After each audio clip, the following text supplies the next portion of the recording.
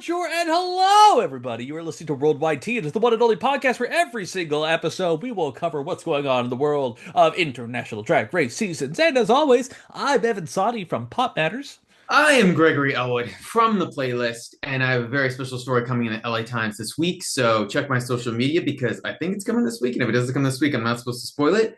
But I might talk about it on the next podcast because it's fucking cool.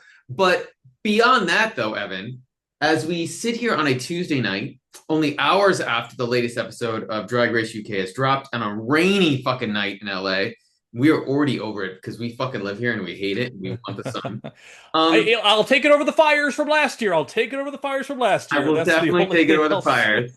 Although if I Yes. hear anyone else visiting our city saying, "You guys probably need the rain," right? No, actually we don't. We're okay. We're everything. There's no drought. We're good. We're all fine. hmm But um, Evan, I have to throw this out to you because I know you haven't been thrilled with some of the last couple episodes, but I sort of feel like, and I did not think this would be the case, that RuPaul's Drag Race UK versus the World Season 3 is giving more than RuPaul's Drag Race Season 18.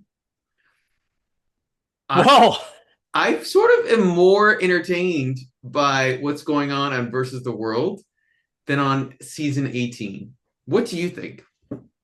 so that is a very bold case and very bold claim. And all I can say is that for me, UK versus the world, I think even with the ending, even with the winner, I think UK versus the world season 2 was pretty epic television. I think season 1 was also very good as well. I think this is not necessarily the best UK of the bunch, but they're especially when you look at the runways. But I will say the drama has been certainly amped up, and I gotta be so real with you, Greg.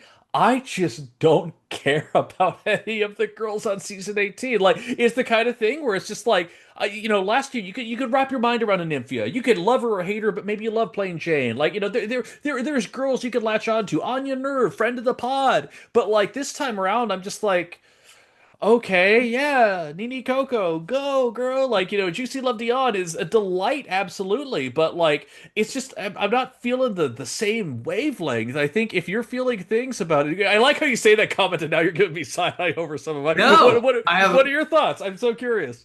So you agree? I'm giving Yeah. you Regina George for Mean Girls. You agree? You agree with me? Like my take is like I listen. I think there's a couple things, but Mhm. this episode had, and we'll get to it. I thought it had a really good girl group challenge. I thought the Yes. songs were fun. I thought that we'll get to the runways, whatever, but the drama was there. And part of it is that it's only an a 8 or 10 episode season, but season 18 for Drag Race, it's 16 episodes. We're about to be halfway through, and I'm like over it. Like, I Right. don't care if any of them win. I love Juicy, Right. and Right. I love her and I can't wait to see her tour and do all this stuff. But like, it's too many Florida queens, and it's like they're I I was like going for a run today, and I was sort of thinking like maybe US Drag Race needs to cut back down to like 12 episodes. Yeah. Maybe Yeah. like less queens. Maybe 14 queens is too much. Maybe we need 12 queens or 11 Mhm. queens and no filler. Have a non-elimination so that somebody doesn't go home right away, but then like make it more competitive. And I feel like here's the thing, they'll never do that because Right. it's money and they're getting paid and they don't want to get less money. But I just it's funny these we're going to talk about this episode, and trust, this is the we've talked about, this is the C B minus C squad. This is not hmm like the best of the best, but they're still giving better television, and I know it's an all-star season than season 18, and those are Right. veteran queens. They got all these queens over 30. Like I It's so weird to me. Like I sort of don't get it.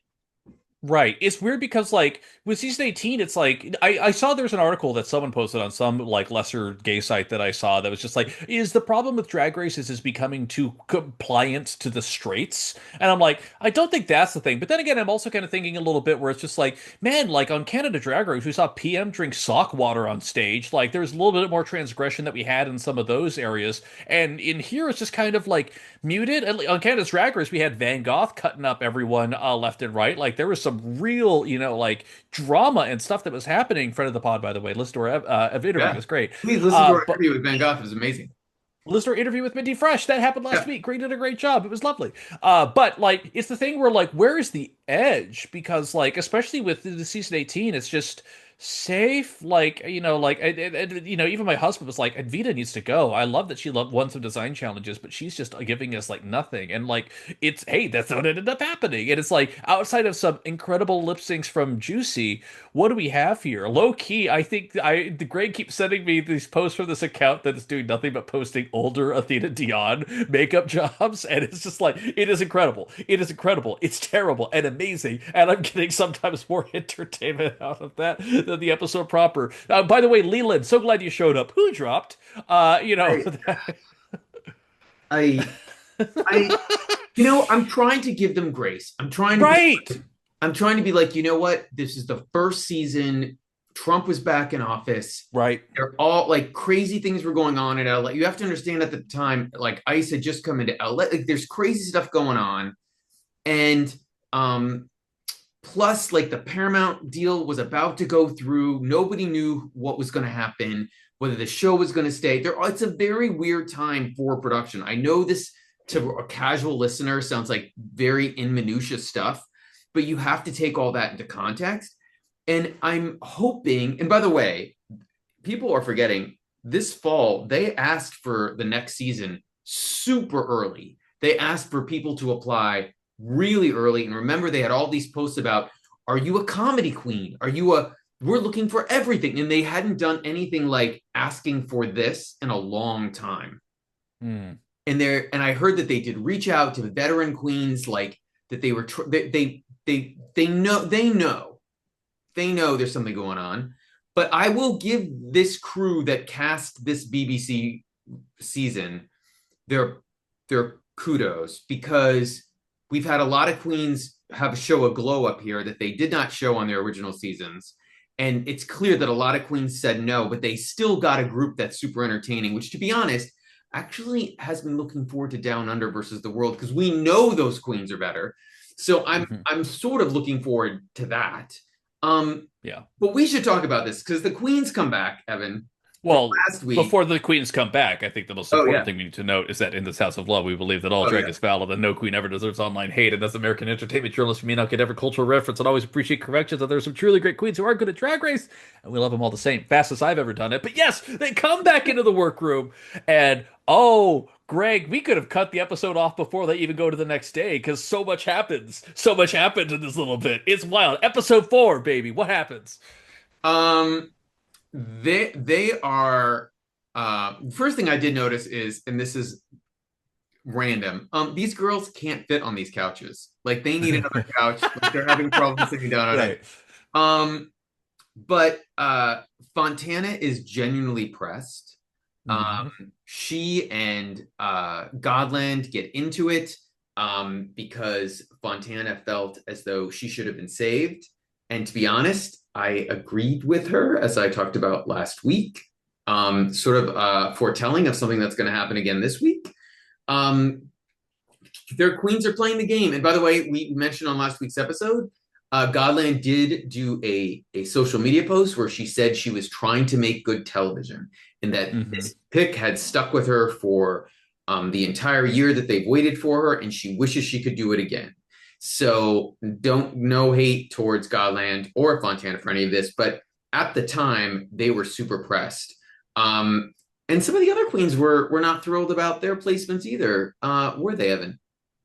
No, and well, first before anything else, when they look at Sminty, I'm sorry, Minty's note on the mirror, Oh yeah. Kate says those are some fighting words from Minty. What were they during this competition? Which I'm just saying, just saying. Saying. But yeah, Godland specifically says that she saved Serena with the chippy tea because she made her laugh. And at one point, Fontana's like, "Oh, so you're not worried about the not counting the runway, not counting any of the other, episodes of the competition."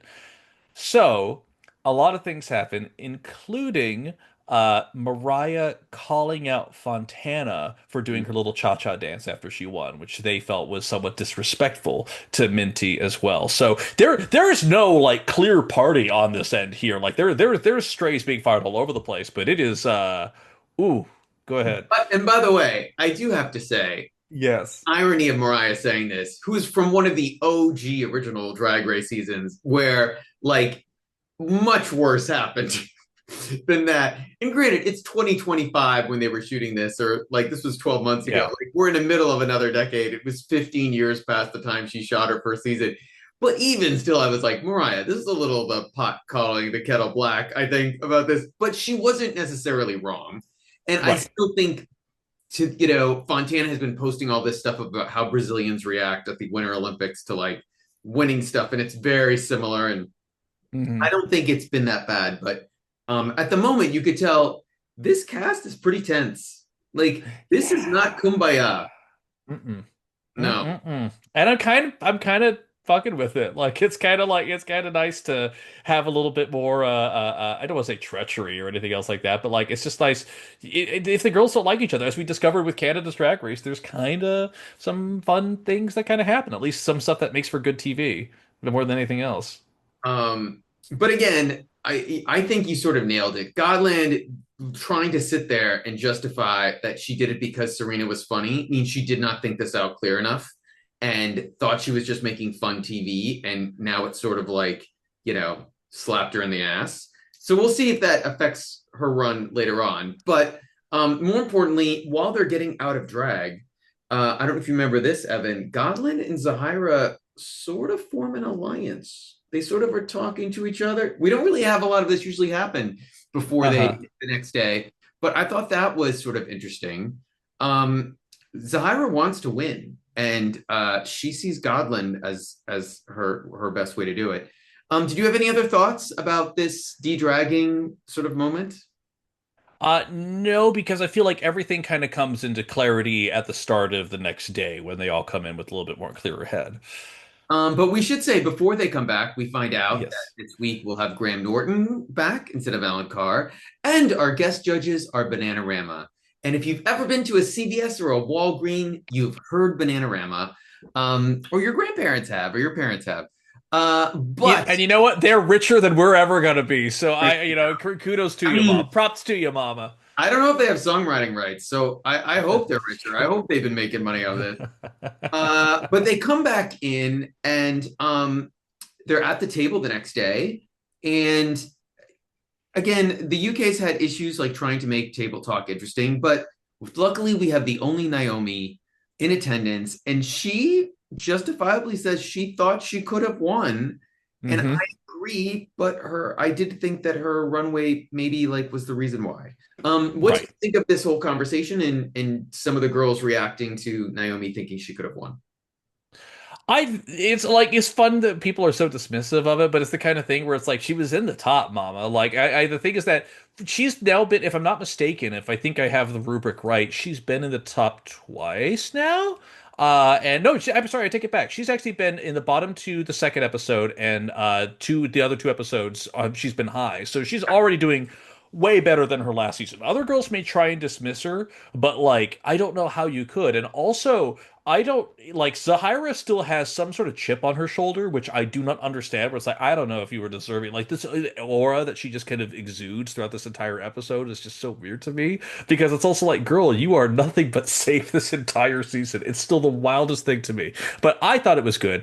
But it's also during the sit down that Fontana she steps up and I would describe it, she semi apologizes for what she does. Like she just Trying to yeah. temper things down, trying to Yeah. try to lower the temperature in the room. She And was in her feels. none of the Exactly. girls are buying it. No, Nope. not at all. Yeah. Because also I think she said on the day previous, like, I don't want to have to go ghetto on these girls, but I will. And it's just like, okay, well, you can temper it down as much as you want, but like it's around the BBC. So we will see. It's also at this point that someone decides to point out that, hey, isn't it crazy that the only person who hasn't gotten any critiques from the judges right now is Zahira Oh, because that she's by the way, that was Mariah doing the producer's dirty work. Yeah, the producer's like, maybe you Uh, should bring this up. yeah. Yeah. Yeah, and I just love that they did it. But yeah, Zahirah, a trend that will continue. Spoiler alert. But Rue comes in. Rue comes in, and once again, Greg, I hate to break this to you, there are no mini challenges so far this season. No, It's I'm not mad at it though.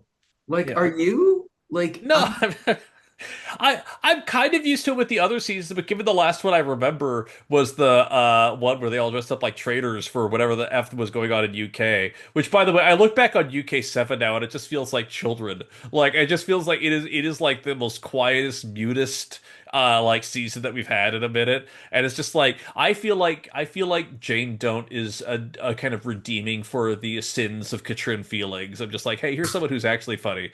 Like that is able to Jane actually pick on Don't all the has Jane Don't has more style in one finger than Katrine Katrin Feely does. feeling. It's Let like, alone, but wait, who is the other one? Who is the one from Wales? Or no, from oh, oh, Bonnie and Clyde, yes, Bonnie and yeah, Clyde. actual challenge winner. She has more style in one finger than both those two queens put. I'm sorry, I would say that to their faces. Yeah, Yeah. Um, yeah. Even though she More went home on the importantly, worst outfit we'd ever seen. Anyway, yes, continue. Rue arrived. Actually, I believe she phases in. She like Oh teleports yes, in. I love it when production gets a little crafty. Yes. A little crafty, and the girls act so surprised, like they didn't know what was happening.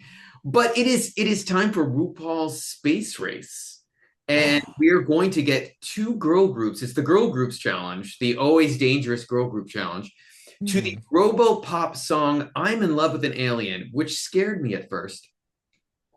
And the queens will be charged with coming up with their own verse and their own choreo because the BBC is not paying for a choreographer, and they like the drama of the girls doing it themselves. Um, Mhm. and they're also in context out of all of this. Rue says that they need to show that they are the future of drag somehow, which I don't really understand. But more importantly, the winner of last week's challenge, Gawdland, and the winner of last week's lip sync, Fontana, conveniently get to pick the groups. And they're two good people to pick because they're probably the two of the strongest queens to be even doing this challenge. Would you like to go through the rundown of who gets picked, or should I I, I entertain?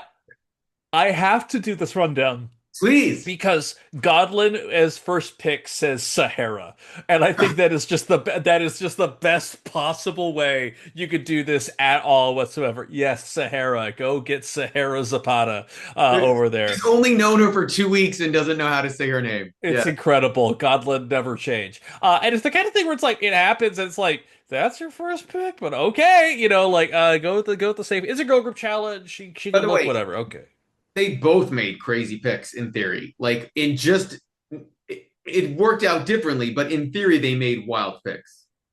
Fontana, her first pick is Kate Butch for the girl group challenge, Greg. And it's just the kind of thing where it's just like, she's I think she's almost as shocked as we are. Like it's just like, what? Like it is wild, it is crazy. Gauntlet then decides to pick Sminty. That makes a little bit more sense to me. I can see how that's happening. And now between Mariah, Serena, and only Naomi, Fontana picks Serena Morena to be in her group. It is, again, like, we're fascinating things here. We're down to Mariah and only Naomi. Gawdland picks Mariah, leaving only Naomi to go to Fontana. These are fascinating. These are fascinating, Greg. I need your commentary right this second. Well, later on, Godland explains why she didn't pick. I mean, we're gonna get Mhm. over ourselves, but I'll do it anyway. That she didn't pick the only Naomi. She tells Naomi this because Naomi had stumbled in her on in heels during her talent show, which is very true. But Mhm. Naomi was still high for her talent show. Like, so Mhm. it was a little wild. But also Naomi had had a rough like lip sync, and like you sort of could see like, okay, maybe she wouldn't be first choice. I did not understand. Fontana says she picked Serena because they have the Latin American connection, and that she knew she'd be a good dancer, which no. Uh, but the Kate Butch, she thought she needed somebody funny, and my only thought was that she picked Kate because Kate was so different than her that Fontana Hmm. probably thought she'd stand out against Kate. So I sort of thought, to be honest, and I don't know if Fontana would ever admit this, I thought she picked girls that she would look better against in the group. Huh. I thought that was a little strategic. I don't think Gawdland was doing that. I think Gawdland was just like off the cuff, Whatever. whatever, Yeah. yeah. But it was interesting. More importantly, we find out that they're going to be produced by Brit Award winner Rag and Bone, which is sort of incredible to be honest. Like he may only have 8 million regular monthly users now, but he's one of the biggest artists to ever do this on any franchise, meaning like go in and produce with him. He has a song that has 1.3 billion streams. Like Yeah. he is not a nobody. Like if you hear that song, you know who he is. He is a super, he's kind of like the UK's Chris Stapleton, kind of sorta. Yeah. Like he is like, he's this soulful, gritty, tattooed face, bearded dude, and says he is a huge fan of the show. So it's just like, By the way, totally straight, oh, like, has kids, wife, like, but he loves it. So bless, like, amazing. yeah. Props to you, mama. That's all I gotta say. Like, damn. Like, it was wild. Good on you, Rag and Bone Man. Not the name I was expected to hear at any point in the show, but we have Rag and Bone Man and Bananarama. Rag and Bononan? We'll see. But I you don't know know. Let's what? not do it. None of the producers, they got like, first of all, they got a girl group to judge the girl groups, and they got a super talented producer to like help them make the song. Like, this doesn't always happen on Mhm. many franchises. So I thought it was pretty good. And Leland is here. No, I'm kidding. That's on the No, US here's version. nothing here. That's Hey, Leland is a Grammy nominated artist. Like let's give him props where props is due. Like he yeah. has produced no seriously, he is a Grammy nominated artist. I'm not like making that up. I know that no, that's true. The only thing I will say is that I thought it was interesting on the US this rate between Rue's look and between his look and between what Michelle was wearing. They all decided to look like Bond villains. I don't know what that was about. That was a whole little thing. Anyway, Ragabone Man. But more importantly, I you know they the queens work in the workroom. They're working on their lyrics, and this is where we sort of find out about who picks who. But more importantly, it's time to go and work with Rag and Bone and Ian. His Oh. oh no, please, I forget something important? Well, first off, the names of the groups we have to talk Oh, about that. well, Yeah, I was going to do Gawdland that and in Co. context, but please. They decide to become the Dolograms, which honestly, not bad. It's honestly not bad. Fontana, meanwhile, Kate is dead set as the sci-fi nerd to come up with a great name. So she has a lot of things she tosses out here. The pod main whores instead of the pod main doors. Like she tosses in a lot of references that none of the girls are getting. They settle on what I think is a terrible name. Instead of the wormholes, they're the warm holes. Anyway, that's Oh, I that. But get it's it. Yeah, it took a second. I Took a yeah, second. but then while they're talking, so Gawdland, Zahirah, Sminty, and Mariah, they're all talking. They're all being cunty. They're all like looking at each other. How did you do doing your challenge? Oh, I actually did, and it was on the bottom too. Oh, how did you do in your girl group challenge? Oh, I went home that challenge. They all realized they did terribly, which is like they thought they had this cunty little super group going on. They do not, and that is an incredible thing to realize. I thought that was fantastic. They do go in with Rag and Bone Man. Do you have any highlights from this? It was Yeah. Um, okay. just really quickly. So the wormholes went first. Naomi's singing is off, but everyone is super impressed by her rap, which we'll hear about later. And to be honest, Kate has some great lines. She Mhm. has she somehow works in "Okay, Luke, I'm not your mother" line, which is a Star Wars reference. In space, no one can hear you I can cream. hear you Like, cream. Yeah. she's I don't know if they were given prompts that it was going to be like a sci-fi song, but if this is off the cuff, she's done a really good job at least coming up with fun lyrics. Um, and but that was mostly for them. And then for the Dolograms, I don't think we hear her sing for more than like 3 seconds, but supposedly Gawdland quote unquote kills it from one of the other queens. Mariah talks about how she admits that her singing is like nails on a chalkboard, muffled by little children whose toys have been robbed by their toys on What Christmas. What a thing to say. What a thing to say in this day and age. Truly, absolutely incredible. And I did think, oh, you might be in trouble. Like that was my thing. And then surprisingly, there's very little of Sminty, but that's because of editing and because of the storyline they'd like to show up. So we don't know how Sminty did. Um, but we do find all the girls later on that day heading to the main stage for choreo. And this was, to be honest, sort of one of the more fun, like back and forth between girl groups having to choreograph themselves that I've seen in any franchise in a while. Like the US tries Mhm. this often, and I feel like it always sort of like, bombs. But again, these girls do not love each other. And it sort of comes out a little bit. Evan, would you like to jump in here, or should I like Oh, continue with the oh, drama? gladly. This is my forte, absolutely. Because at this point, when the first group on stage is the Dologram, so it's Gawdland, Zahirah, Sminty, and Mariah, and they're working on the choreo. And while they're doing that off stage, the wormholes are watching, and Kate especially is snickering up a storm. She's like, "Oh my God, I don't think they could get it." And like Sminty's like, "What? I thought I heard my name."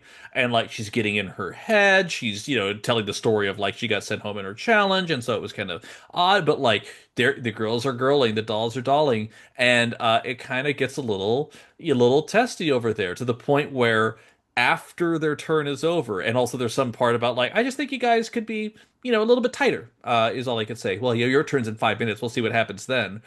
To which the wormholes take the stage. Be Fontana leads honest, the way. wait, apologies to interrupt. To make it clear, Sminty Yeah. and Naomi are arguing with each other. This isn't just Uh-huh. back and forth. This is literally like an argument. Hmm. This got pretty close to serious because Naomi. Yeah. Anyway, keep going. Apologies. No, you're fine. And so when it's their turn to switch, and all of a sudden it's the other team on stage, Fontana whips the girls immediately into shape. They're doing a lot of more boom kaka cloud. They're doing lots more like forceful stuff. Like they are kind of making something genuinely happen. Like it's a very different kind of experience. And it's kind of fascinating to see that like, yeah, we were talking shit, but also we can. And it's kind of a wild moment that happens there, which kind of leads a little bit into the next day, unless you had any other final commentary I moments. do. Yes. They made a point twice of having Yes. a voiceover once of Sminty saying that she's a self-conscious dancer and that also she's stressed already. Like she's Hmm. already stressed from doing the choreo. So it's very much setting up that Sminty is sort of crashing and having, she's freaked out about this whole thing. And it does get into the next day. And before the queens even get into drag, Naomi has pulled Sminty over to the side and is trying to like calm her down and like make her like sort of boost her up and like get her confidence up, which by the way is super kind and nice of her to do. And but Sminty is literally crashing over the stress of the challenge and they haven't even gotten the stage or anything else. And it's a little bit of a whoa. Like Yeah. it's like what has happened, and I am super curious if and when we ever get to talk to Naomi, if it had been something that the queens had talked about in the van over, and like Hmm. that's why she did it then, or because this did not seem like a producer's like thing. Like No. this felt like a hey, it's okay, we're gonna get through this sort of moment. Hmm. Yeah. To have it all happen right before the challenge, we've seen this happen a few times before, but again, this is Sminty. This is a girl who we thought was supernaturally confident and, just could tackle the world. So it's an odd kind of predicament to be in, but yeah, it's interesting. All we could say for those who don't know what happens, stick around because oh boy, it's an event. But Evan, you're forgetting the best part of Oh, the entire episode. Randomly, out of the blue, I guess because of the sci-fi connection, there is literally 3 minutes talking about Doctor Who and about what bitch. Doctor Who means to like queer people in the UK. And by the way, I get it. I actually like Doctor Who. I like the last version that was on Disney Plus. I'm really sad that it's not coming back. But it's ironic that they shot this. They have this in the episode when the series is on a hiatus because they don't know what to Hmm. do with it.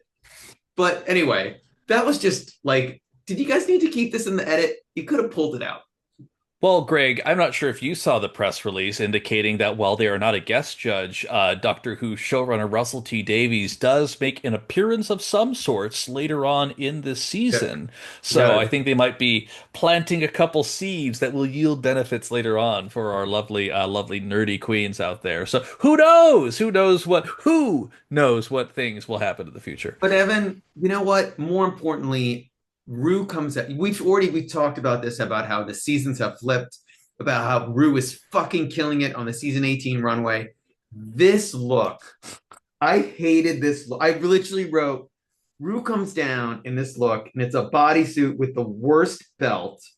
And I just hated this. Michelle looks great. Everyone else looks fine, but this Rue look was just like, oh, she looked like she was going to a dance class in Fort Lauderdale, Florida. What Uh-huh. what did you think of Mama Rue's look this week? Listen, Greg, I love having my eyes be hurt by so much bright, pungent neon. I think that is a way to describe it over there. It was a choice. It was absolutely a choice. Uh, Oof. And also on top of that, the banter this week, oof. Like sometimes they force it through, but listen, Rue, I'm not sure how well this gig pays. Let's put it that way. I versus there's the US season. That's it's interesting. It's interesting. But we do have the two performances. I believe they did the performances before the runway, if I'm correct. Am I wrong? I think I they can't remember. they Yeah, I did. think yeah. Um, so the first group up was It Sminty was the dolograms, yes. holograms. And Hmm. my only takeaway, first of all, I thought the song is fun. Um, Hmm.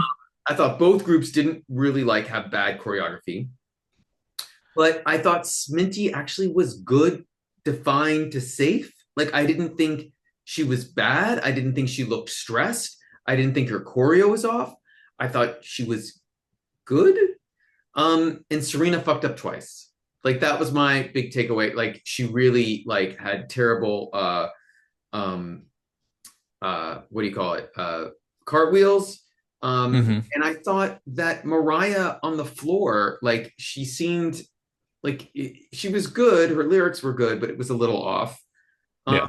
her hair, she like was in the way, and she was like trying to get it out of the way. What did you think of these performances from both these groups? So I have notes that are actually very similar to yours, Greg. For the Dolograms performance, yes, it got a little crusty rusty, I must say, especially with that Serena lip sync, which of course they made sure to get the Michelle reaction shot to let the viewer know through storytelling. It was not good. I wrote down that I thought of the Dolograms, Sminty and Gawdland for me had the best verses. Now you can make an argument about overall best performance because their choreography was pretty cardboard and wooden, but at the very least, good effort. Like I do like at the very least with this episode, it wasn't a this group wins, this group loses because I do think that there was enough blame to spread around to the other girls. For the wormholes, I thought it was overall great. I thought it was a Yeah, much more tighter performance. I thought it was the choreography was more engaging and interesting. But for me, it was Naomi. It was genuinely, I thought Naomi had one of the best great. performances, and Kate. She was goofy, but she had the best verse. It was top to down comedy. It was almost as good as the last, in my opinion, great UK girl group verse, which was Kyron Thrax from Dead or Alive from Mm. season UK season 6, which I thought was phenomenal. So, like, you know what? Good. They're giving it. I thought it was pretty even keel. Very clearly, the Kate Butch group they did a lot better to me. But that was it. That was my take on it. But I would say overall, if you took out um, Serena's crusty, cartwheels, Cartwheel. both of them were pretty. I mean, nobody like Yeah, was a disaster. Like no one was god awful. Like there maybe were. Serena's lyrics weren't great, but like maybe she Yeah, deserved to be in the bottom. But everybody else was at least fine to save. Like even Mariah's lyrics were good. I just did. yeah. I think she just had a moment with on the ground with her hair. Like I anyway, yeah. I my bottoms were Mariah and Serena, and I everything else. Anybody else could have been high. Anyone else could have been safe. I actually thought the best were Naomi and Kate, and it could have been Gawdland or Fontana or whoever up there with them. 100%, 100 million%, 100% agree. I also wrote down that, and I thought that during some cuts in the Dollargrams, the first group, I thought there were a couple lip sync issues, not with the verses themselves, but with some of the choruses. Some girls kind of were a little bit more selective about what parts they sing, but we'll talk about lip syncing And by the later, way, Greg. we should also say Zahirah was great too. Like Zahirah was really good. She had energy. I thought she was I mean, she had a case that she should have been at least high. And Listen, Greg, from me to you, Zahira unquestionably was there. So I will oh, always give her. Zahira's impressed me a little bit. I'm sort of impressed with her. All Speaking right. of Zahira, it's time for the star-themed runway. Mm-hmm. And this probably may have been why Zahira was not high.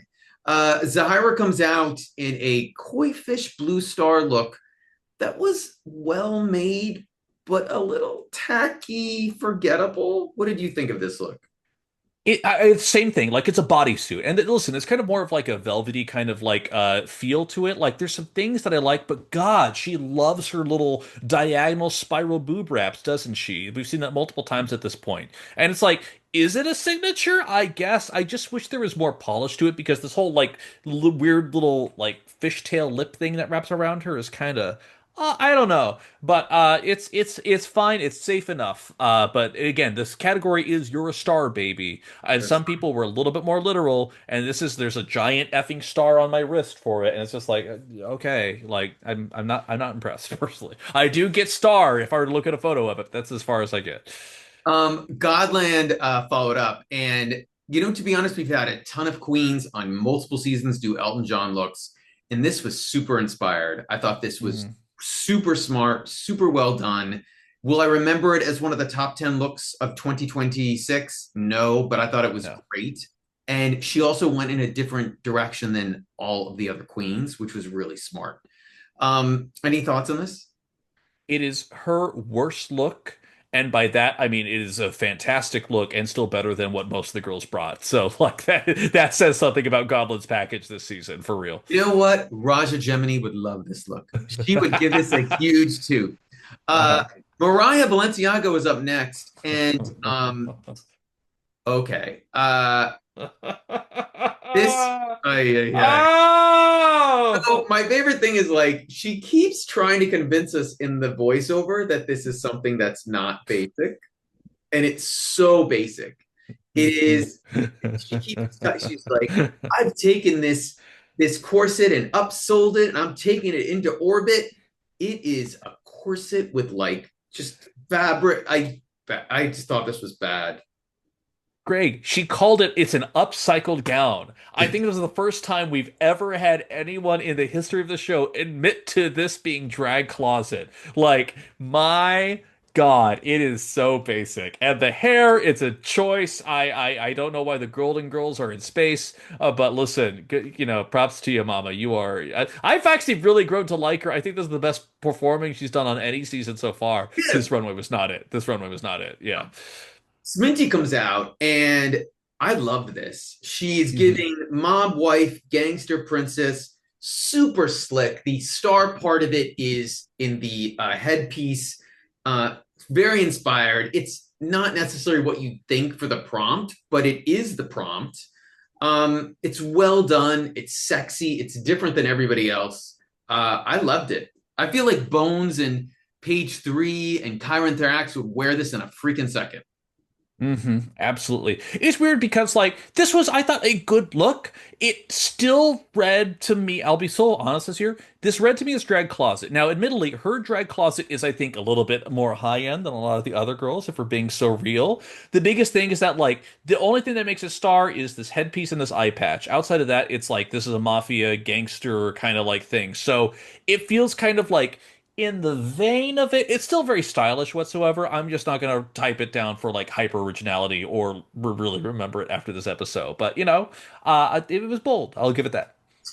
I we'll know more later, but from everything that I've heard and from about Sminty has not come from a lot of money.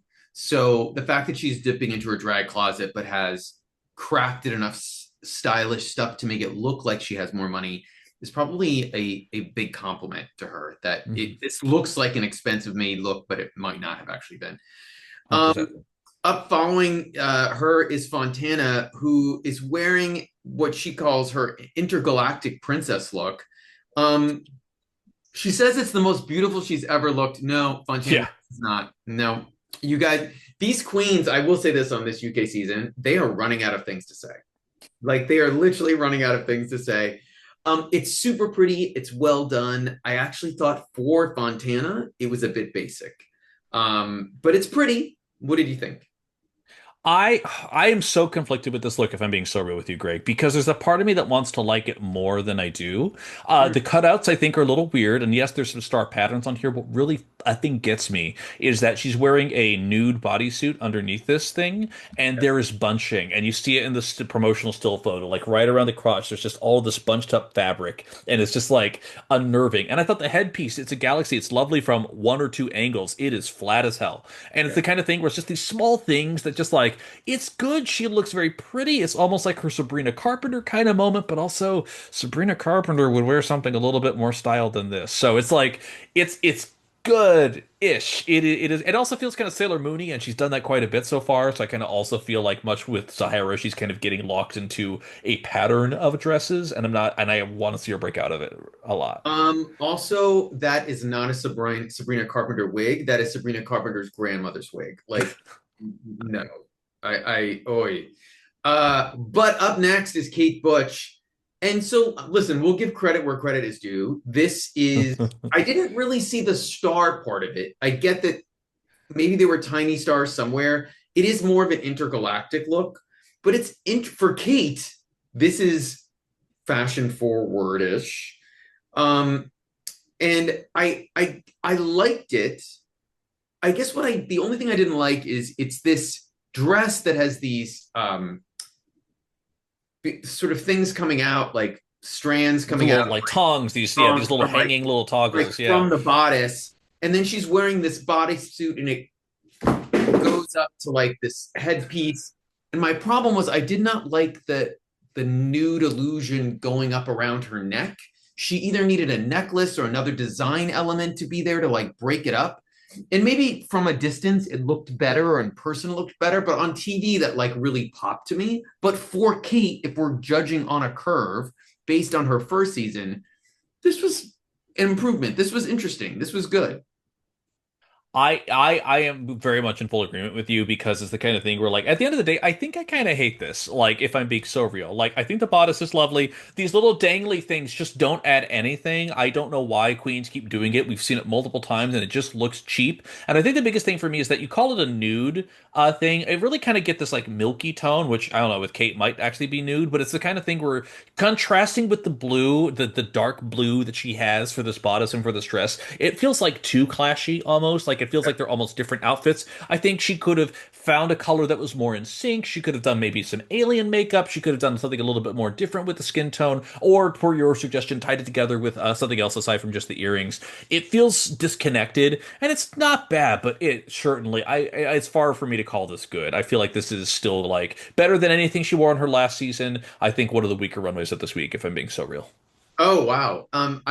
I liked it a bit more than you, but I definitely thought that it was a little overhyped by the judging panel.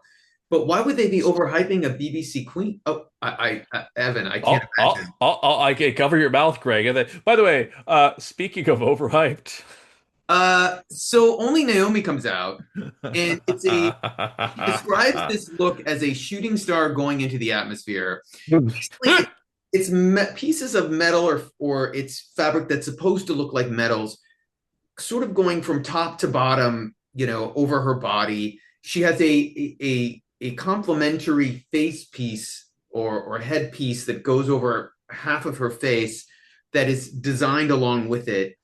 I do think it's artistic.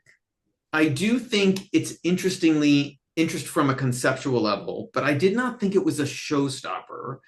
And later on, one of the criticisms that Michelle gives her about it, and I don't think Michelle was just trying to ding it. She is right. The face piece covers too much of the face. It should just be a little less.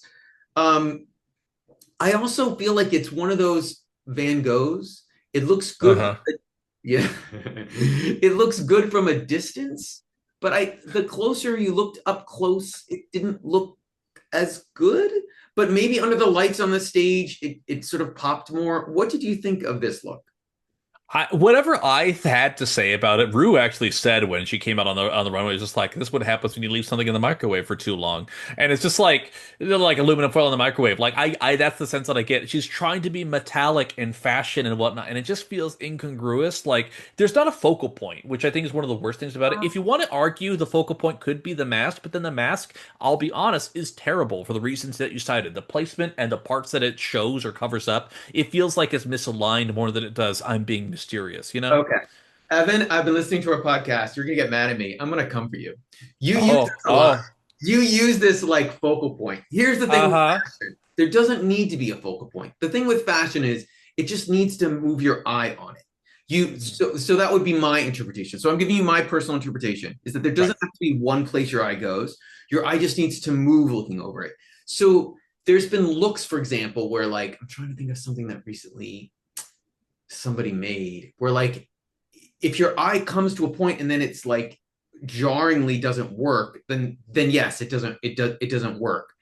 But Well, low key, what we kind of saw that with Kate Butch's, where like you yeah, have the centerpiece over here, but then the nude illusion-ish egg white part kind of is disjointed. Then compare what we just saw with Gawdland, where it's just all singular color, it's all this joyous star thing. There's not technically a focal point there, but I get the effect. I see stars, I see the intent. It feels like there's intent with this. With this, I can't figure out the exact intent, you know? Like, yeah. your eye is meant to start from the top from her head and then slope and go down. That's meant to be the effect. That doesn't mean it's a positive effect. It can still be Right. bad. It can still be like I don't feel like it went anywhere. But I don't think it needed. I don't think everything needs a focal point. That's just my unsolicited. I'm going to shut up now. Fine. Like Maybe we can do this for you. Baby, I can survive Van Gogh. I can take any other criticism that comes our way. Friend of the pod, listening to our interview with her is actually really fantastic, truth be told. um, Yeah. but last but not least, my lord, Serena Moreno comes out. Sam Starr. I'm sorry. Yeah, Serena Oh, Moreno. Sorry. Dan Yeah. Star would probably pull this look off. I Um, like this. I'll be so real. Like, I actually really enjoyed this. I love the stoned bodice, and Hmm. it's a combination of fabric and it's been stoned, and it sparkled from really far away. Like that was really impressive. I thought that was beautiful. The tulle skirt is pretty, but it doesn't really go. So here's the idea. This is literally it. It's your eye is going somewhere, and then it breaks up because the other elements don't work together always. So I felt like she had three things in one in this look that didn't completely work together. There's the bodice, there's the headpiece, which is pretty on its own, and then this tulle skirt, which felt a little bit disconnected. It's sort of like if you were my one last comparison. Hmm. I love Juicy Love Dion's look this week, but I don't know if the headpiece totally worked with what the rest of what it was. And it felt like a separate thing. And it feels like this too with Serena's look. But please, what did you think? I overall I liked it, and I think it's kind of like you describe it as kind of three pieces. I would almost argue it's two because I do think that this giant star backing and this bodice that she has over here, this corset, I think they work really well together. I think they're actually in good conversation with each other. The break, I agree with you, does happen with the dress because you have this corset come out to basically just her legs, and then there's this far jut, and then the dress starts, and so we just see bare leg in between. It feels like a little bit tacked on, but to her credit, it's all within the same color family. It feels at least vaguely cohesive in that sense too, unlike Kate Butch. And so I credit where credit is due. I thought it was actually like one of the better looks, and yeah, I do think Sam Starr. That's the kind of the thing. It felt very pageanty, and it's weird because for the queens that we have on, I haven't seen a lot of pageanty looks. So low key, it was kind of refreshing to see one. So I kind of like that it was here. Yeah, it's really we. It's funny. Kate has tried not to do the old school UK drag looks Hmm. purposely. Hmm. Zahirah, everyone else is trying to do sort of fashion forward stuff, which you Right, always get on UK. Um, right, I Fontana's doing sort of like brunchy drag, like but high class. Like it's right. I shouldn't say that. She's doing performance drag. She's doing a lot of Yes. performance drag looks. She's ready to lip sync any moment. Gawdland's Hmm. sort of doing that. God, a couple of Gawdland's looks could be like slightly pageanty. But no, you're totally right. Like we haven't gotten those sort of Like looks. traditional drag pageant continental style shit. And it feels, and again, that's why I kind of like this one. So yeah. Yeah. But before we hear Rue's decisions on who's safe, who's in the bottom, who the tops, she purposely makes a point of saying that this week's placements are based not only on the challenge but on the runway, which is something she doesn't always say in the U.S. and doesn't always say on any UK season, but she's saying it here. So Zahirah girl, you're in danger, baby, because you're not going to be high because we quickly learned that both Zahirah and Fontana are the two safe queens, and the look on Zahira's face, who still has not been judged, as we mentioned earlier, is not a happy girl. Were you surprised that they were safe? I literally, so as we're speaking, I actually have a friend who just finished watching the episode and he's messaging me right now. And his one of his first comments is, I honestly thought Zahira should have been in the top three. That was their honest take about this episode, which I think might be more of a universal Yeah. sentiment than I thought. But you need Uh, to ask your friend if they still think that if the runway is being taken into account. Okay, I will ask them. But it's the kind of thing where it's like I remember the whole thing during season 12 was that of the US was they secretly called it RuPaul's Break Jan race because Jan kept being safe and doing well but never winning a challenge. I low key if you're doing the same thing to Zahira, it's just funny. It's like 4 episodes in and not a single top or bottom placement, just perfectly middle of the pack at this point right now. So she's pressed, Fontana's pressed. Fontana thought this was going to be her challenge. I get it. I really do. Oh, wait, Uh, Fontana or Zahira thought it was going to be a challenge? I think Fontana, she was like, I think she Oh says later yeah, on, this was when they're in the workroom. She's like, this was my challenge. This was my week. I don't know what happened. So oh, she did. You're right. yeah. And Greg, sometimes I think we breeze through the tops and bottoms critiques a little bit. It's impossible to do that this week. It is impossible. We have to talk about these critiques, baby. We have Who to. who was up first? I think it was Gawdland, if I'm not mistaken, Yes, it who was. who receives pretty much largely unequivocal praise. It is certainly, I think, some of the more muted praise that we've seen because, like, again, not her best runway, but still, like, judges really liked it, so it had a very specific reference. But overall, like, again, she at some point she could be in the bottom, which, but you know, she could also probably lip sync her way out of something. So, it had old Drag Race rules applied, it would be a different story. But somehow, I think Goblin's in it for the long run, so we'll see. But what were your thoughts? Um, I I just remember them liking her very much, and I sort of thought like she's high, like she's not going to win this week. I didn't think she blew me away, but because we've been judging her on such a sort of a pedestal, Pedestal, um, yeah. I I thought she wasn't safe because the runway was so good. Like that's why I thought she was there ahead of Zahira or Fontana. I believe Mariah was next, and it was very clear to me that she was going to be low. Like they were kind, but they pointed out like the sort of awkwardness of her performance a little bit. That seemed obvious. And then Sminty was next, I believe. What do you remember what they called Girl. Sminty? What they said about Sminty? Yeah. I don't Oh, remember. I'm sorry. I watched this like 2 days ago. So what did they say? so Rue compares that the group seems to be split in half between some girls who dance like they're solid gold dancers and Oh, another side that no, sorry, this is Michelle saying this. Who the other side who says it looks like they're dancing like they're in Weekend at Bernie's, which is just the holy shit, holy shit.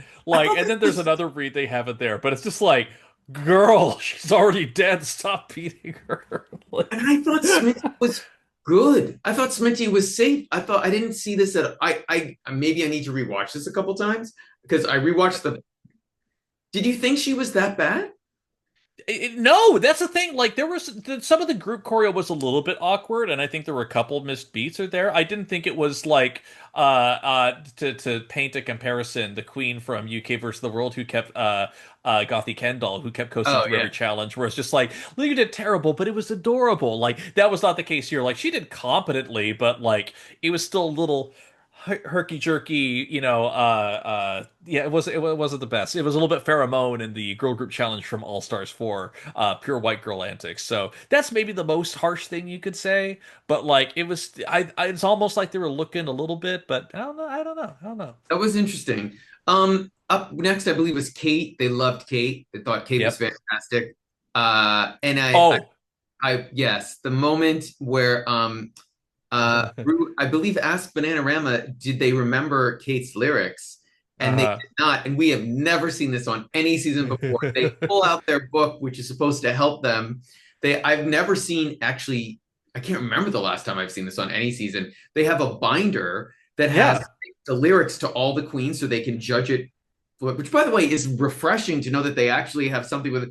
And there's the queen, the Bananarama, the two of them are reading the lyrics there, and they're being facetious. They're playing along, but they're Yeah. acting as though they're horrified at these lyrics. And Rue is cackling up a storm. She is having a blast. She thinks it's hilarious. Did I miss anything from this moment? Because it was one of the more fun moments of the episode. No, it was just an absolute delight. Honestly, Rue laughing as much as she did was just one of my favorite things about it. And it's just crazy because I'm like, you were there, did you not catch the lyrics? Maybe they're going a little bit too fast. She did kind of speed through them, but like they were the best part of the song, like hands down. It was truly a masterclass in comedy lyrics. But And then yeah, Bananarama incredible. was overwhelmed by the magic of drag. They weren't paying attention to the Yeah, lyrics. They were just so distracted. yeah. But up next was Naomi, and Rue loved her. Rue thought she was great in the performance. She loved her rap. I think actually Graham talked about how the rap was so great.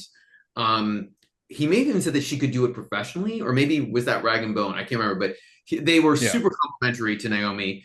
But that was when Michelle dinged her a little bit on, Hmm. the face piece.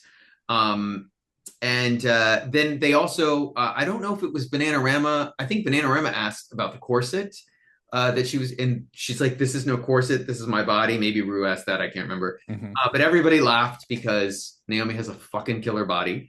Hmm. Um, and then up next was Serena. And Serena did not realize how clunky her cartwheel was. Hmm.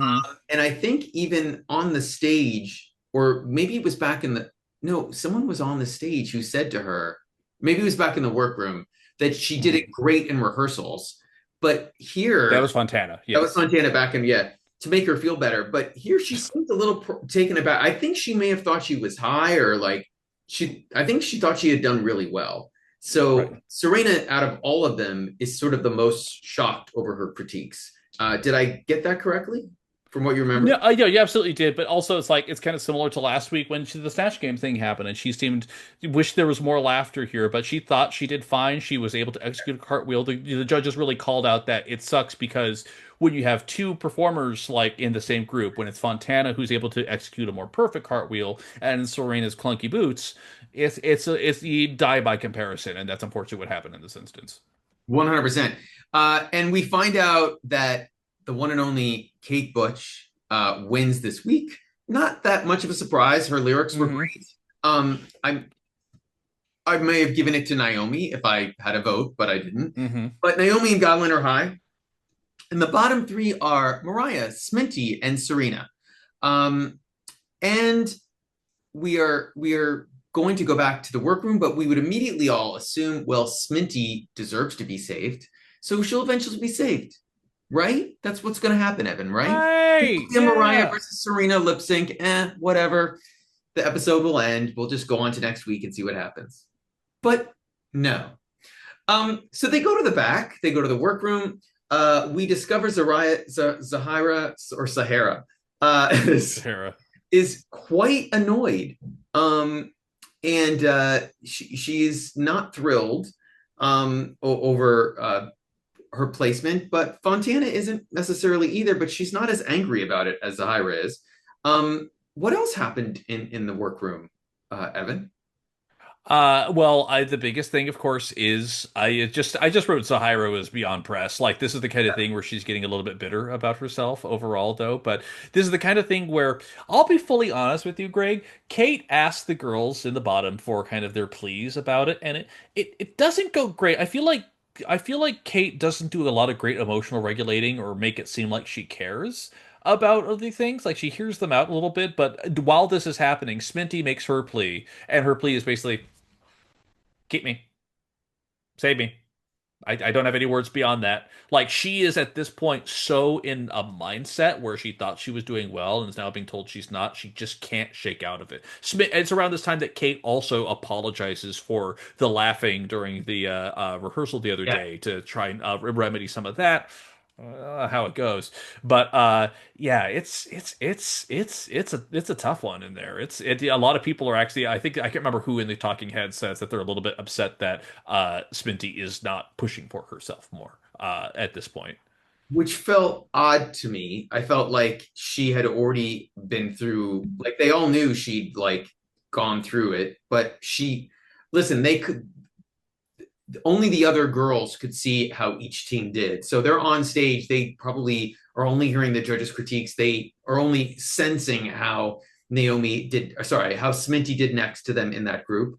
But it just made no sense to me. Sminty from the runway and her performance should have been safe. It wasn't even a question of like saving a UK queen. It was like out of the three, she was the best. And we'll get to that reaction later. But there were two other quick things. Gawdland says she's more than happy to share her win, which she did not, with Kate, which makes Naomi sort of pressed, who says, you're also sharing with me as well. I don't know if Gawdland and Naomi get along. Naomi and Kate do. If anyone's paying attention to social media, Kate went and visited Naomi, and they had a viewing party tonight in Munich, Aw. or no, in Cologne.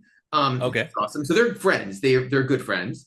But I don't know if there's a little love lost between Gawdland and Naomi. It's sort of interesting to watch for future episodes. I have no tea. I just thought it was interesting. But also when they're pleading their case, Serena is really laying it on thick, like a little too much. Like I was like, she's already been in the bottom. She doesn't want to be or she's been low. No, did she lip sync already? I can't remember. Did Serena lip sync? Oh, She was saved last week with the chippy tea, is what happened with right. She Serena. was So that's saved. why she avoided She lip wants sync, to be right? saved again, and I'm sort of like, I don't know if I believe that. And then Mariah is, at least Mariah's funny about it. She's like, listen, you might want to call me a greedy bitch, but I'm gonna be a greedy bitch. And she said, who do you want to see more of? And I immediately thought, well, I want to see more of Sminty. Like, Mariah, I've seen you two other seasons. Like, why would we want to see you more here? I thought that was a weird thing not weird. I thought that wasn't the best potential, like, defense of yourself to get saved. But, I, Naomi tells Sminty to fight for herself. Sminty says she's trying not to cry. She doesn't really have the words, as you said. She doesn't really know what to say. And I thought that was justifiable. Like I don't really, she shouldn't have been dinged for that, in my opinion. What did you? Were any other thoughts about this workroom drama or any of this?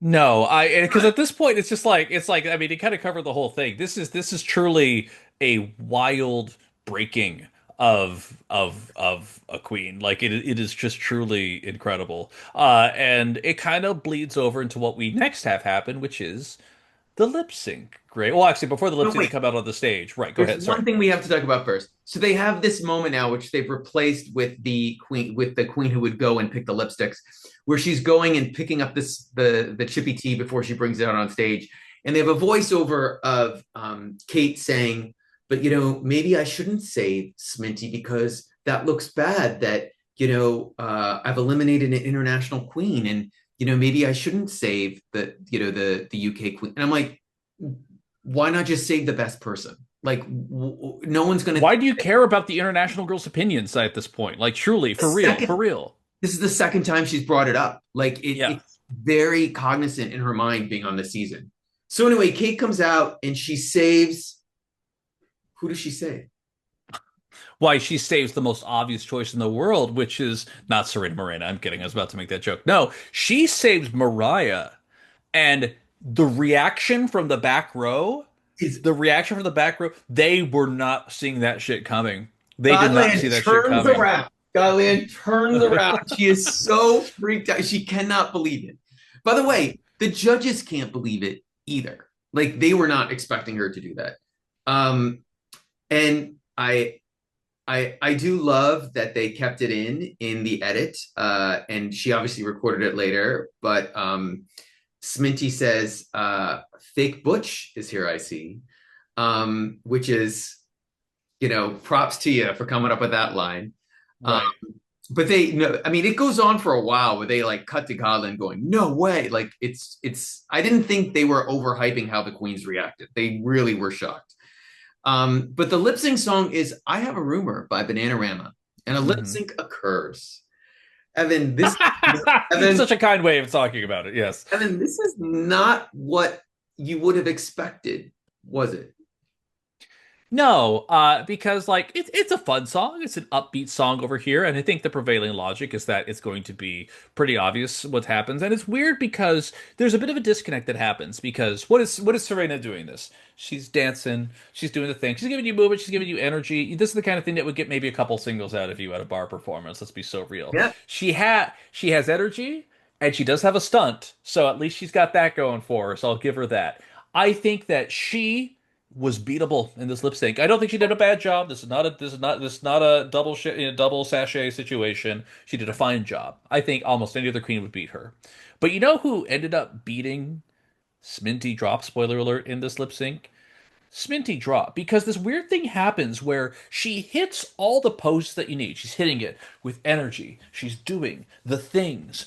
Yeah. But then there's just that thing. She knows the chorus. She knows the start of some of the verses, but is the second, third, fourth lines on there when it's just Oh no, she doesn't it's. remember. She I heard a rumor. Yeah, it is, and you could see on the judges' faces. For those who follow Greg on his social media on Blue Sky, he posted the one of the shots of Michelle just staring with a death glare of like, girl, like just mm, this is why. mm. You are a UK queen who does not know a song from a seminal UK group. By the way, this is their second biggest hit. Like, she's heard this. I would be shocked if Sminty said that she hadn't heard this once in her life. Like, she's definitely heard this in a supermarket or drugstore or somewhere. It's not Venus, but it's still super popular. I mean, they play this at like 80s like dance club nights. And my thing is, why Michelle is so mad is that not only does she a UK queen who doesn't know this song, but she's doing it in front of Bananarama, and Right. Michelle is embarrassed. Like, she's like, I can't believe you're doing this in front of, because she knows that if she were on New Jersey's Drag Race and some Lisa, yeah. some queen didn't know whatever her seduction song was in front of her, she would be pissed. So that's why Michelle is sort of reacting that way. And it is genuinely a gag. Like, you were right. Like, Sminty lost this because of herself. We should also say, since the episode has aired, she has gone on social media and said, "I didn't know the words." She's completely admitted it. And I don't know if it's because she didn't think she was lip syncing, or if because she, was just so stressed that she was overthinking it and just forgot them, but she didn't. And my guess is Kate thought she was going to sweep, like, just kick Serena's ass, and this wasn't going to be an issue. But oh, was it an issue? Evan, what something happened during this episode that I don't know if I've ever seen on any Drag Race season ever. Would you like to remind our viewers, our listeners, what did Sminty do when she left the runway? Oh, I mean, when she left the runway, oh, well, first off, they're all saying, like, oh, Sminty, we miss you, et cetera, et cetera. And I believe, correct me if I'm wrong about this, like, she sees Kate over to the side and just puts the hand up. No, no. She gives her the middle finger. Oh, I. She gave her the finger. She gave her a. We can say this on. She gave her a fuck you. Uh-huh. And then they cut to and they'd already cut before, when before the lip sync started, that Kate had gone to the back after announcing who she was saving, and she turned to Naomi, who was next to her, and she said, did I make the right thing?" And Naomi's trying to make her feel better, and she's like, "No, it's okay. You did what you felt you had to do." And you can see that Kate is pressed about that she really made a mistake. that she screwed up. Um, Hmm. and the only cute other little thing about Sminty's departure is, remember, she has one of the most iconic UK departures ever because she did this little like, you know, Said where she did a song about it during the talent show. yeah. Yes. And she stops and she goes, no, no. And then, which was cute, she at least composed herself to do that. But in the workroom, writing that mirror message, that is one of the top 10 I am beyond angry like reactions in a long, I mean, that it's been a while since we've seen a queen this, even for an all-star season, like this upset. What did you think about her sort of departure? I think the language that she uses that I'm feeling particularly venomous towards Kate Butch right now. And she is, very, she thought she was going to go farther. And Greg, I'll be so honest with you.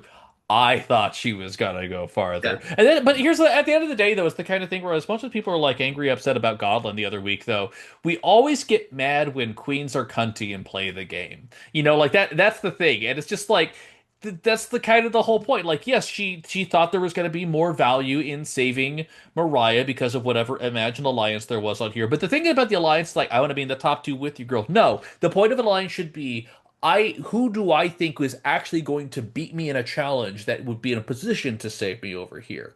I don't know if I see that with Mariah, who just had her first top placement ever, but like Sminty had been doing better at this point. Like Oh that's yeah. the part. Yeah, that's the part I'm trying to rationalize in my head because it just doesn't make sense. She had two high placements already. It made more sense that she would be someone you would hold on to. Yeah. Listen, Kate is playing the blue hydrangea game, but she's just hides her shadiness about it. Hmm. Here's the thing. Kate looked at the three of these and she probably did think to herself, you know what? Um, I think if I put Sminty versus Serena, she'll send Serena home. But if Sminty fucks up or whatever, then I have Serena and Mariah left. And listen, she knows there's no US queen is ever going to freaking win UK versus the world. Mariah showed up knowing her best shot at this is top two, top four, like to have a great run and get some gigs in the UK. She did this for fun, like for exposure.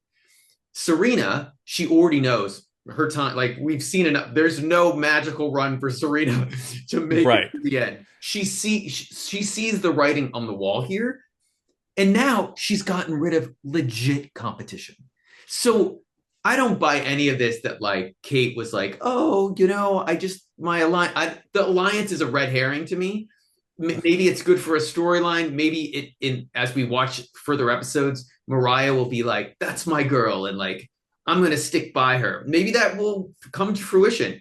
But she got rid of competition. Like that's literally what's going on. It's like Blue Hydrangea, like getting rid of Pangina. Like she knows Right. exactly what she's doing.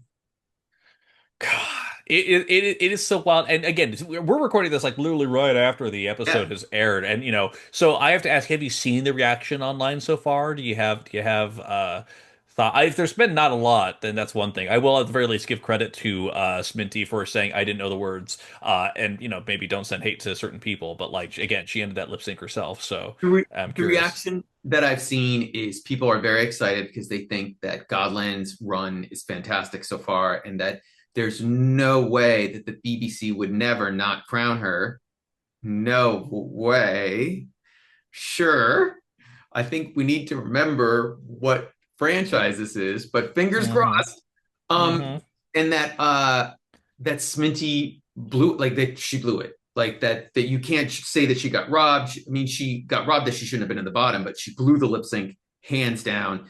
And who would have thought that Serena Moreno would make the judges laugh with the little ear thing? People think the ear thing was cute. I still don't understand how she got the lyric from the song on there. Right. Or maybe she did it in the workroom really quick, but that was shocking to me. Like, or if she randomly had the same lyric on this stunt piece that she like pulled off her ear. Um, but yeah, I guess Serena Moreno, UK versus the world legend, you have won a lip sync, which you did not do on Drag Race Mexico season one. Listen, we all love a redemption story, Greg, and this is what's happening on this here. I'll be so real. It's just like it's also the kind of thing where I feel like Kate has probably gotten a lot more hate than she was anticipating because, like, again, we are aware of the UK's BBC's propensity to crown a UK queen. It feels like this may not be something where she will be able to enjoy it if she ends up winning because, like, there's controversy, like the girls are playing a shady game a little bit. Like it's just very fascinating. So I don't know. I mean, I'll say this. She's going to have to win a lot more challenges for people to be like, this was justified. But she hasn't been Hmm. bad. She hasn't been like, she, Yeah. like should have been in the bottom or whatever. She's sort of had a safe run and finally got a win. So we'll see what happens. But more importantly, Evan, I think we want to know what our listeners think. So we have seen your comments. Tell us what you think. We know, hey, Minty's gone. I'm sure many of you are like, oh, Minty would have killed this. Although I don't know if Minty was good in her girl groups challenge. Is that something she I won? don't think she was either. If I'm not, I could be. It could be so wrong, but I don't think She so. might have gone home for this too, but we want to hear your comments. We want to know what you think. This has been an extra long episode, so we appreciate you listening to us go deep into all of this. But we're excited about it. More Yeah. importantly, Evan, there are 4 episodes left. We have a month left. Who is winning UK versus the World season 3? If it's not Kate Butch, it's Gawdland. It's fully possible they'll screw Gawdland as they did Marina Summers out of a lip sync in the top four. Who knows? But that's all I can say. If there's any other options, I would love to know them. But the fact that we've had so many strong competitors go out this early is wild. And I'll just say it. Serena, she's not here by the grace of God. She's doing the work to try and save it here. A lot of other factors are keeping her here, but she's not lying down and taking it. I'll give her credit. So yeah. Not only I agree with you on both those points, and I'll also say I did not think I would be 4 episodes into UK versus the world. And excited might be the wrong word, but looking forward to the next episode. Like Right. I actually want to watch it much more than next week's, or much more than Friday's episode of season 18, which in theory I should want to watch. Um, We love it. We love US season 18. But as always, do us a favor. Show us how much you love us by following us and leaving review. I don't want to be that guy, but jump into the YouTube, y'all, because this is where the comments are happening. This is where the conversations are happening. Listen to our interview that we did with the incredible Minty Fresh that just dropped fairly recently. Greg did a fantastic job as always. You can also listen to our interview with the Melinda Verga. Yeah, and there might be an interview with this week's eliminated queen if she shows up tomorrow. So check out our YouTube channel. Check it out. yeah. Throw us the thoughts, throw us the subscribes, throw us the reviews, worldwidetpodcast@gmail.com. Hit our socials, and there might be more socials coming, but most importantly, there's going to be more episodes because we're always here, baby. Keep it up. We'll talk to you all very soon. Take care, everybody. Goodbye.